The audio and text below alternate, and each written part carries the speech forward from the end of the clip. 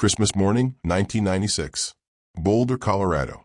The Ramsey family home stood like something from a postcard, large, decorated, and filled with the remnants of Christmas cheer. But within hours, this picture-perfect holiday scene would transform into one of the darkest and most enduring mysteries in American history. At the center of it all was a 6-year-old girl, JonBenét Ramsey. Her name has become a cultural touchstone, synonymous with tragedy, mystery, and unanswered questions.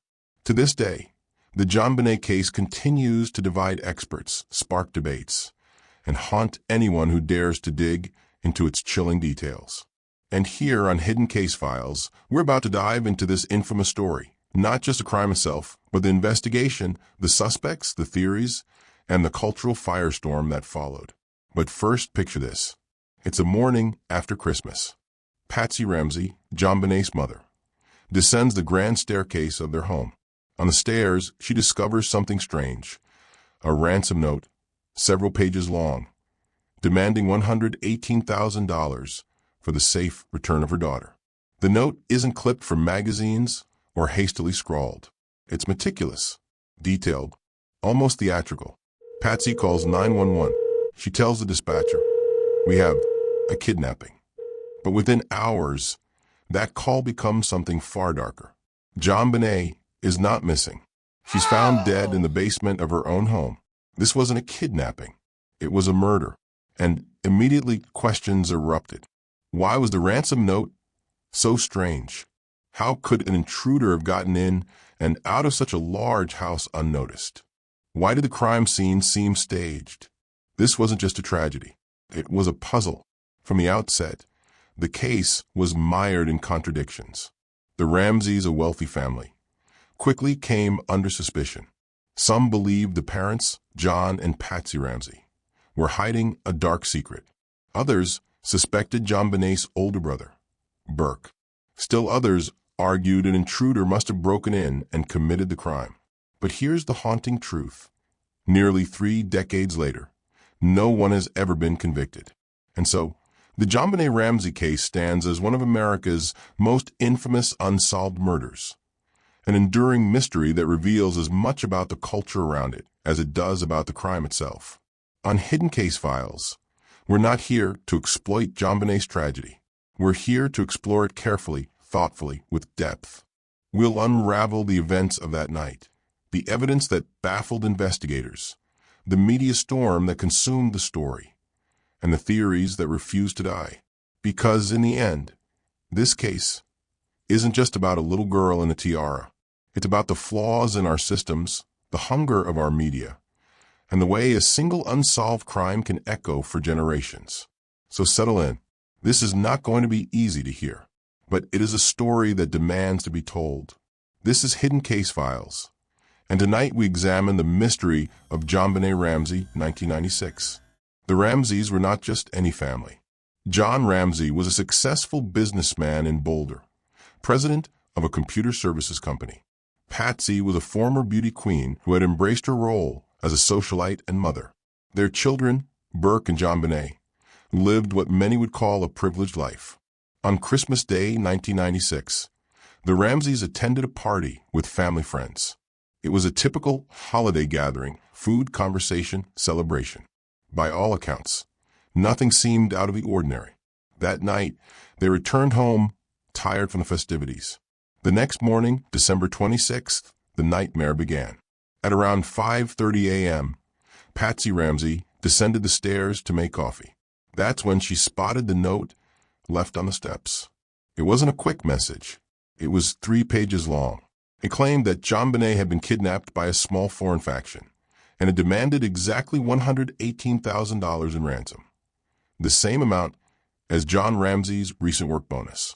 Patsy's reaction was immediate. She screamed for John, then called 911. The dispatcher, trained to pick up on unusual details, later recalled that Patsy's tone shifted during the call. The line stayed open briefly after Patsy thought she'd hung up, and some claimed they could hear additional voices in the background. Possibly John, possibly Burke. These fragments fueled speculation for years. Soon, police arrived. Friends and neighbors called by Patsy for support also crowded the house. And here is where one of the greatest tragedies of this case began. Not just the crime itself, but the mishandling of the scene. Officers failed to secure the house properly. Evidence was contaminated. People wandered through rooms. Critical clues may have been lost forever in those first few hours. For hours, the focus remained on the ransom note. Investigators advised John Ramsey to search the house for anything unusual. At around 1 p.m., John made a discovery that would change everything. In the basement, behind a door, he found the body of his daughter. JonBenét had been strangled with a homemade garrote fashioned from cord and a broken paintbrush handle. She had also suffered a head injury. A blanket was draped over her small body. The ransom note had been a false lead. There was no kidnapper. The horror had been inside the house all along. The Ramsey family's Christmas had turned into a crime scene, and the city of Boulder, unaccustomed to such brutality, was about to become the center of national attention. From the very beginning, this case was tainted by errors. Investigators failed to treat the home as a lockdown crime scene. Instead, it became a gathering space filled with movement, conversation, and contamination. Friends comforted Patsy in the kitchen. Officers wandered from room to room. Evidence that could have provided clarity was destroyed. Even the moment John Ramsey discovered JonBenét's body added to the contamination. He lifted her up, carried her upstairs, and placed her on the floor. In his grief, he altered the crime scene in ways that could never be undone. These mistakes haunt the case to this day. The Boulder Police Department, inexperienced with high-profile homicides, struggled to control the investigation. Internal divisions formed. Some detectives focused on the family as primary suspects. Others pursued the possibility of an intruder. And then came the ransom note.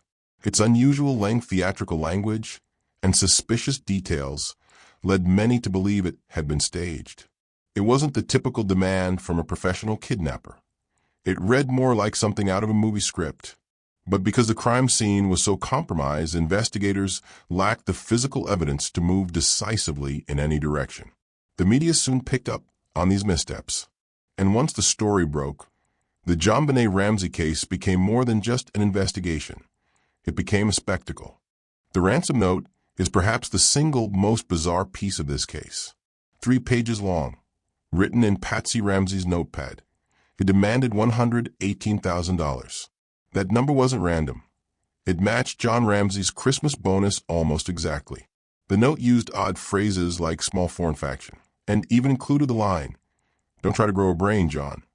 It referenced movie-style dialogue, almost as if the writer had borrowed lines from thrillers of the time.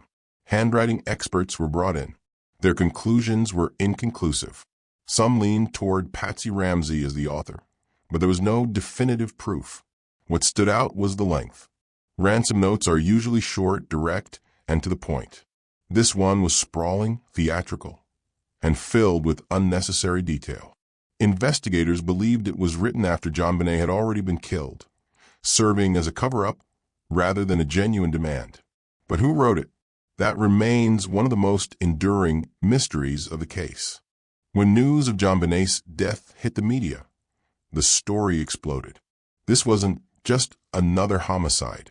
This was a wealthy, photogenic family. This was a child beauty queen with photographs in glamorous costumes. The combination was irresistible to tabloids and cable news networks. Within days, JonBenét's face was everywhere. On magazine covers, on nightly news segments, on talk shows. The Ramseys, devastated and under suspicion, hired lawyers and media consultants. Their decision to grant select interviews while avoiding police questioning fueled suspicion. Were they protecting themselves, or simply trying to navigate a media circus that had already painted them guilty? Documentaries, news specials, and endless speculation followed. Every move the family made was dissected. Patsy's demeanor, John's calmness, Burke's silence.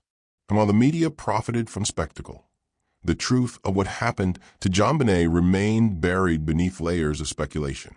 To this day, the case divides into 2 primary camps.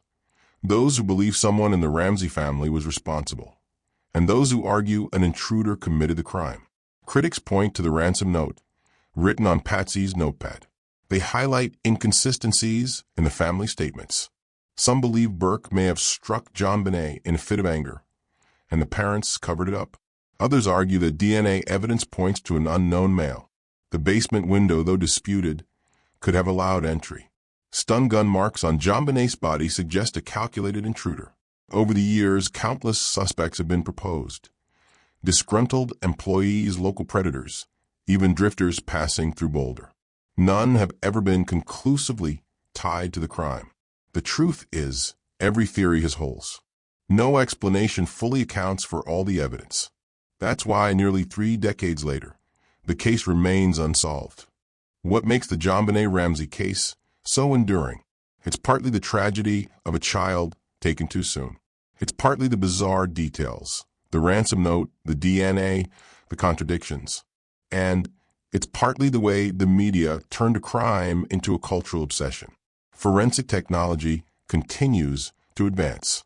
DNA genealogy has solved decades-old cold cases, and many hope it will one day reveal JonBenét's killer. But as of today, no breakthrough has come. For the Ramseys, the shadow of suspicion never lifted. Patsy died in 2006, still maintaining her innocence. John continues to speak publicly. Burke lives privately, forever tied to a case he has always denied involvement in. And for JonBenét, the legacy is bittersweet. She is remembered both as a victim and as a symbol of unsolved mystery. So tonight on Hidden Case Files, we ask you, what do you believe? Was this a family secret, buried under layers of lies? Or was this the work of a cunning intruder who slipped away into the night? Leave your thoughts in the comments, because until the truth is uncovered, this case belongs not just to the investigators, but to all of us who continue to search for answers. JonBenét Ramsey's story is more than a headline. It's a reminder of fragility, of failure, and of the haunting silence that lingers when justice is never served. That this is Hidden Case Files. Thank you for watching.